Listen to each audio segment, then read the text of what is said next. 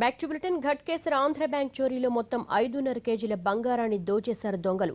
చోరీ విషయం తెలుసుకున్న పోలీసులు ఈ ఉదయమే బ్యాంక్ ప్రాంగణాన్ని పరిశీలించారు. అయితే ముందుగా 60 తులాల బంగారం మాత్రమే పోయిందని తేల్చారు అధికారులు. ఆ తర్వాత పూర్తి లెక్కలేసి చోరీలో పోయిన బంగారం 5.5 కేజీలని అంటున్నారు. దీంతో పోలీసులు మళ్లీ బ్యాంకుకి వెళ్లి పరిశీలిస్తున్నారు.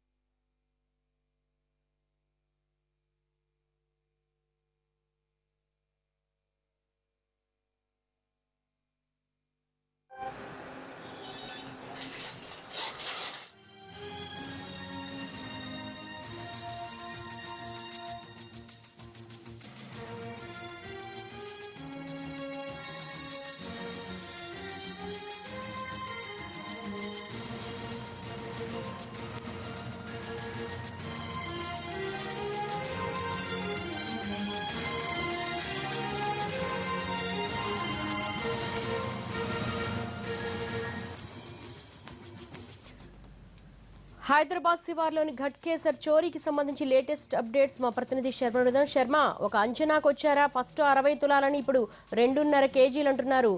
లెక్క తేలిందా? వర్షన్లు వినిపిస్తున్నాయి. దీంట్లో అనేక అనుమానాలు కూడా వ్యక్తం అవుతున్నాయి. ముందు 60 తులాల బంగారం చోరీ అన్నారు, ఇప్పుడు 5.5 కిలోల బంగారం చోరీ అయిందని తేల్చారు. మరి పోలీసులు స్పాట్ కి మరోసారి మొదలు 60 తులాలు అన్న దానిపైన విచారణ జరిపిన తర్వాత పోలీస్ స్టేషన్ కు చేరుకోగానే బ్యాంక్ అధికారులు మళ్లీ 5.5 కిలోల బంగారు ఆభరణాలు చోరీ అయినట్టు తెలపడంతో ఇప్పుడే హుటాహుటిన 2 ప్రత్యేక టీంలు మళ్లీ క్లోజ్ రూమ్ కూడా అక్కడికి వెళ్లి పరిశీలిస్తూ ఉన్నాయి. మరి ఇందులో బ్యాంక్ అధికారుల సిబ్బంది హస్తం ఏమైనా ఉందా అనేటువంటి కోణంలో కూడా ఒక టీం దర్యాప్తు జరుపుతోంది. నిన్న మొన్న 2 రోజులు కూడా సెలవు కావడంతో ఆ షట్టర్ వెనక భాగంలో ఉన్నటువంటి షట్టర్ ను తొలగించి లోనికి వచ్చినట్టు తెలుస్తోంది. అయితే సీసీ కెమెరా ధ్వంసం కావటం, అక్కడ హార్డ్ డిస్క్ కూడా వాళ్ళు తీసుకువెళ్లడంతో ఇంకా ఈ అనుమానాలు బలపడుతూ ఉన్నాయి.